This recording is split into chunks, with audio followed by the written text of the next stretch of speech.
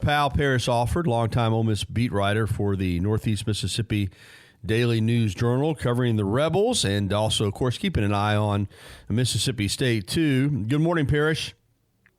Gary, how are you, man? Doing well, buddy. Good to catch up with you. I said this earlier, man, a lot has changed since the Egg Bowl in the state of Mississippi. You go from Joe Moorhead and Matt Luke to solid football coaches, but kind of nondescript guys, kind of low-key and trying to build programs in the traditional fashion. And both schools decided that it wasn't happening and made changes. So you get Lane Kiffin at Ole Miss and you get Mike Leach at Mississippi State, two of the most colorful coaches in the country, plus tons of experience. Let's start with Kiffin, since you cover the Rebels. What's it been like since he got there, Parrish? Well, honestly, Gary, we haven't seen much of Lane Kiffin because he came in at the height of recruiting season, and that's just kind of dominated his time. And that'll change a little bit in the weeks to come as we get closer to spring football and whatnot. But when he was making media rounds, when he was doing media, it would be ESPN or the SEC Network or something like that. He hadn't met with local media much beyond a couple of signing day press conferences. And, he's just he's just now starting to do that. The response of the fans, we saw it when he flew in, and they were fired up, excited to get this guy, big personality, and has been a head coach at, the Raiders, Tennessee, Southern Cal, Florida Atlantic, was a national championship offensive coordinator here with Nick Saban at Alabama. Just the response from the fans and the excitement surrounding the program since Kiffin arrived. Well, the excitement around the program has just gone straight up. And you could see this when it became apparent that Keith Carter, the Ole Miss athletics director, was really pursuing Lane Kiffin and wanted to have conversations about him, conversations with him about the Ole Miss job. You could just see the excitement from fans on social media. They were really on board with that idea and that hire. So still a lot of excitement, with Lane Kiffin. And, Gary, you look back at this guy, there's just a mystique about him. There just seems to be an it factor. But you look back and it's almost like you ask why. He got the Raiders job at a very early age, and certainly, brought up in an NFL family and has that history and whatnot. Wasn't really successful with the Raiders. That's an odd place to coach. It was with Al Davis. So a lot of, there was some friction there at the end when they parted. Got the Tennessee job, went 7-6, recruited well, and some fans were upset with how he left. But you understand the move to go back to a place that he knew in Southern Cal and a place that he had a history. That move made sense, and he was in a tough spot there with those guys coming off probation, and he didn't win big right away. Had a 10-win season, then struggled, at the start of the next season in 13, and he was gone. So it's been 7 years since he's had a head coaching job, and it was not sustained success. I think the biggest buzz for Lane Kiffin right now is the work that he did with Nick Saban at Alabama as offensive coordinator, and of course he was very successful at Florida Atlantic and won a couple of CUSA championships there. But it's been a while. It's been a while for Lane Kiffin since he has been the head coach at a Division I school. When you look at, and as you said, you've had limited contact with him at this point, but you go from Matt Luke, who is a kind of a traditional football coach and has all kinds of Ole Miss roots, obviously. He played there. His dad played there. His brother played there. He'd been an assistant coach there. He was Ole Miss to the core. And I think he's a good football coach. And, he's hired quickly at Georgia as the offensive line coach. But the program just seemed to kind of be just stuck. Not a lot of excitement. They weren't awful this past year. They certainly weren't, real good, but they weren't terrible. But some people were curious at making a change this soon in his tenure after he took over under some trying circumstances. But I guess that's what led to this decision to hire Kiffin, because I said at the time, you don't fire Matt Luke to hire another Matt Luke. If you're going to let Matt Luke go, an Ole Miss lifer, then you've got to kind of stir the pot and you got to liven things up. That's kind of the way it went down, right, Parrish? Yeah, that's exactly how it went down, Gary. And what they wanted when they made this change was excitement in the program. I mean, you could look at Matt Luke and you could see how this team was, just a little bit off in a couple of games, and the record would have been different. And he, hired two veteran head coaches as coordinators, and Rich Rodriguez and Mike McIntyre, and you could see wheels turning and how improvement could come over time. And the key word you've talked about here is building programs in a traditional sense. And you could argue that progress was being made with Matt Luke, but it almost didn't matter what progress he was making, because when Matt Luke got the job, promoted from interim coach in the 2017 season, it just, a lot of people in the program wanted a complete reset then, wanted a complete start over after the NCAA investigation. And there was a segment of the fan base that Matt Luke was not going to win over without winning big and winning big fast.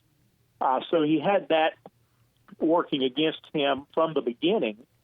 And then, just with a couple of losing seasons and, the way the Egg Bowl ended. Look, the way the Egg Bowl ended with Elijah Moore lifting up his leg and the antics there at the end of the game, that had an impact on what went on, because there were a segment of Ole Miss fans, contributors, donors, who after that just said no more. And Keith Carter talked about that in the days following his decision. He felt like, he had lost a segment of his population that he wasn't going to get back. And that led to making the change. And so all those things being considered, he wanted excitement in the program. In addition, the coaching, it goes without saying. You got to have somebody that knows what they're doing and can run a program. But beyond that, he needed a hire that was exciting. He needed a hire that would unify his fan base. And I think he has that right now with Lane Kiffin. Parris Alford with us, the beat writer for Ole Miss at the Northeast Mississippi Daily Journal, talking Ole Miss, and also we're going to talk some Mississippi State, because that's what's interesting about how this has unfolded in that state. Kiffin is at Ole Miss. Mississippi State wins the Egg Bowl. Joe Moorhead goes to a bowl game. They go to the Music City Bowl. You're thinking, again, while he's not the most exciting guy in the world, that he's going to remain the football coach there. They go up to Nashville. They have some problems with curfew and have an incident with their quarterback getting punched by a linebacker on the team, and he's not able to play. And the next thing you know, Joe Moorhead's out, and Mississippi State counters. And I think with Kiffin in mind, hey, we got to bring somebody in here colorful and exciting and fire up our base. And they go out and get Mike Leach. So now you go from Luke and Moorhead to Kiffin and Leach. Talk about, from the Ole Miss perspective, a Mississippi State's decision to bring Mike Leach in. Well, it has really changed things. As you say, the complexion of football in Mississippi with these two guys, and the key word here is traditional, as you have pointed out. Both of these guys are extremely non-traditional. So they are similar in that respect, but really that's about where the similarity ends. And I'm sure you know this from having seen Lane Kiffin around the Alabama program. He doesn't mind expressing himself on social media, but he's not, he just doesn't look at home as much or as comfortable in a press conference setting before a big crowd with a mic in his hand. I mean, when I look at these guys at both of these schools, they were introduced at the basketball games, which is a common thing when you make a big hire and you got a basketball game coming up, you bring him out there and get him before the people. Well, when Lane Kiffin walked out on the court at the Pavilion with his staff, and you had to search to find Lane Kiffin, and finally you can find him over at the end of the row in jeans with a baseball cap pulled down over his eyes, and when it's over, he's getting out of there as fast as he can, like he's double parked or something. All right. When Mike Leach was introduced at a basketball game at Mississippi State, he takes the mic and starts leading a pep rally, and he's getting everybody fired up. He's very comfortable in that setting. So they're very different in that regard. They're going to be on social media, but they're going to be different in how they use social media. But, and look, the other thing, I just don't think these guys are going to get caught up in the rivalry of Mississippi State and Ole Miss. That's just not their thing. They haven't been a part of the rivalry. They have no history with it. And they're both big picture thinkers.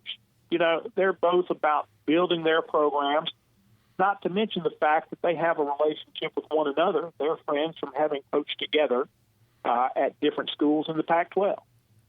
So they have that kind of history together. I don't see this as being a toxic rivalry as it has been in years past.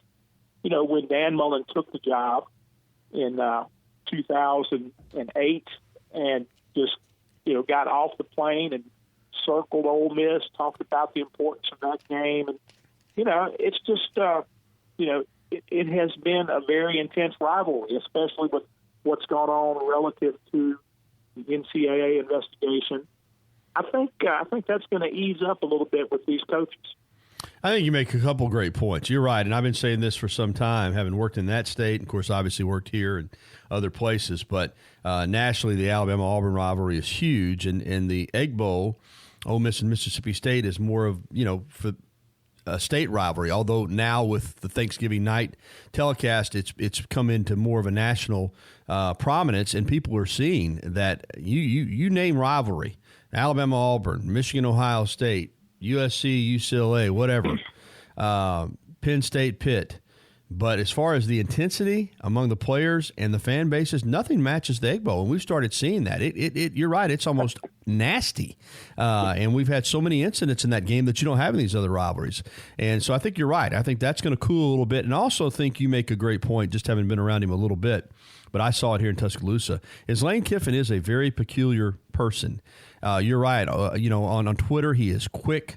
He's on top of it. You put him on a radio show when you're interviewing him on the phone, and he can be very funny and quirky. But socially, you're right. He's almost an introvert. He really, really is, and not comfortable. I seen him here in Tuscaloosa a few times, just very much trying to stay to himself. And then you get Leach, you're right, it just welcomes the cameras and welcomes the fans. So they're different in that regard, and I thought that was interesting that you've already picked up on that, Parrish.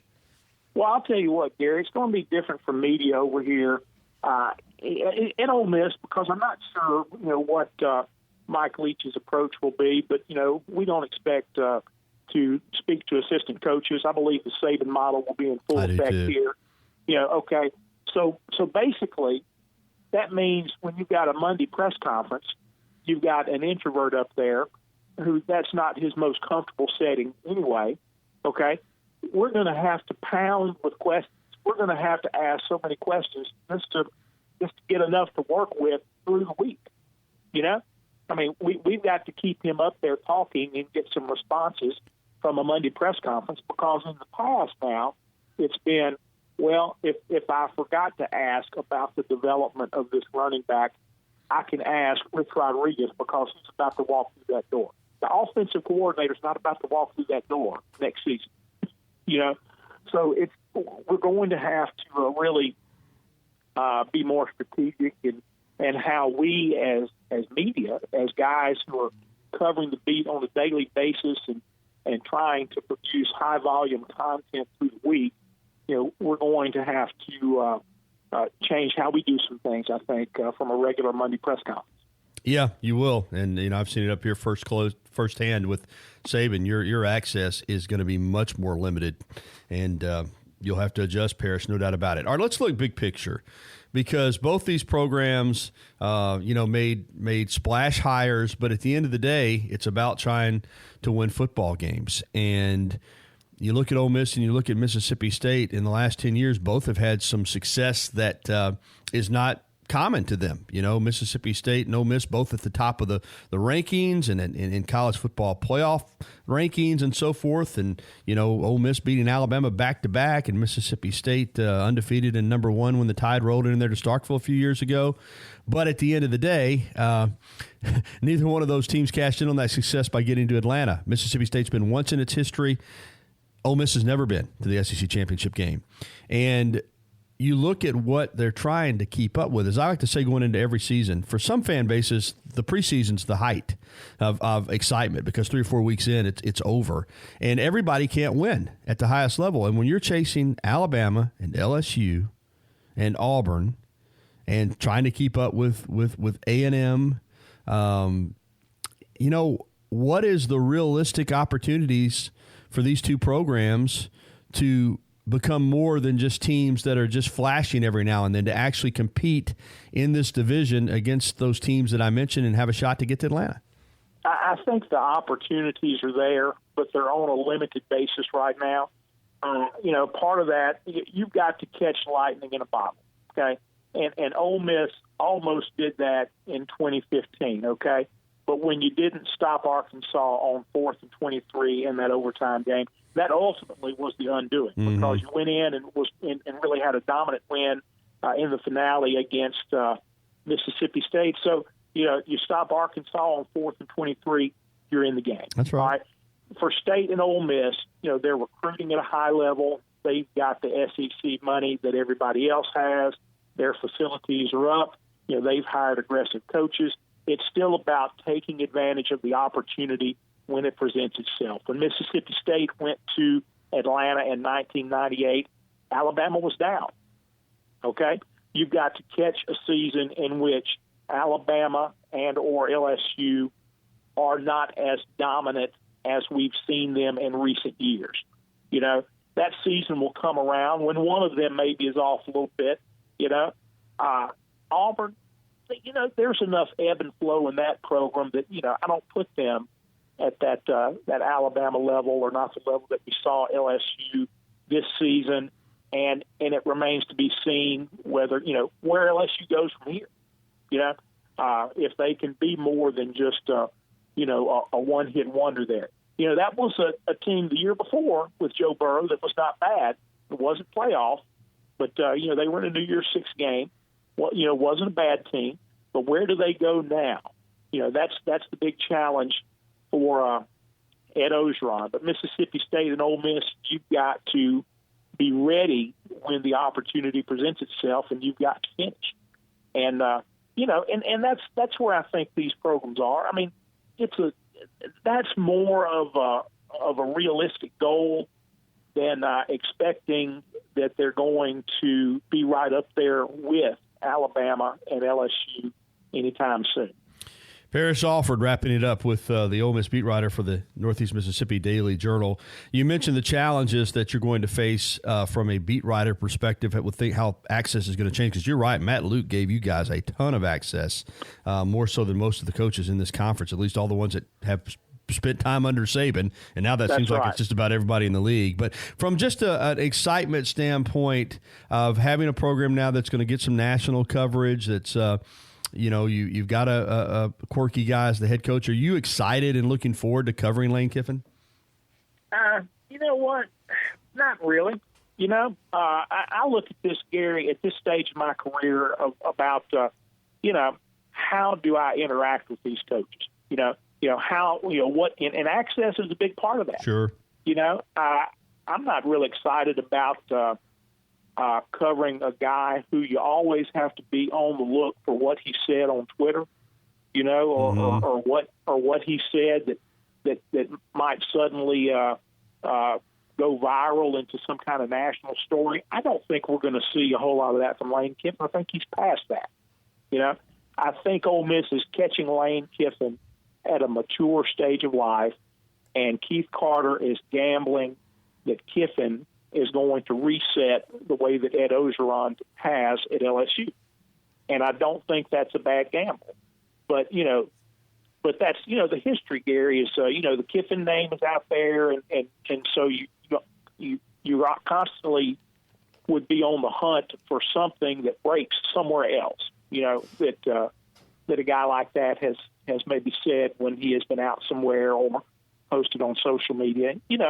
That's not especially appealing, but, it's what it is. You adapt and overcome. You do, and you're already onto this, but you're going to find as well, and I've seen it here with Saban as a local, sports journalist here in town, and Kiffin kind of comes from that same type of approach, is that you've already pointed out your access is going to be limited, and the local media will not be valued the same way it was under Matt Luke. Kiffin will look at it and say, hey, I could do one interview with ESPN and everybody in the world can see it, rather than do 10 interviews with these local guys. So you're right. It is a challenge. It's been a challenge for us here in Tuscaloosa covering this program where, Saban does not he does his little press conferences, but he does not make a lot of time or give the local media near the access that, if you've got those four letters ESPN or you're, from one of the networks. So it is going to be a challenge in that regard. Hey, great stuff, Parrish. Listen, folks, if you're an Ole Miss fan or you want to follow what's going on with Lane Kiffin, give Parrish a follow on Twitter. He's on top of it, at Parris Alford. That's at ParrisHalford, or go to djournal.com. And you can read his work there. Thank you so much. Good to catch up, buddy. Gary, let me mention one other thing real quick. For if folks would like to keep up with some Ole Miss news, we've really had some success lately with our Facebook group. Put and it out Alabama there. fans are on Facebook and would like to check that out, just see what Kiffin and the Rebels are doing. It's Facebook discussion with Parris Alford. It's really grown there. Absolutely. We'll look for it. Thank you, Parrish. Thanks a lot.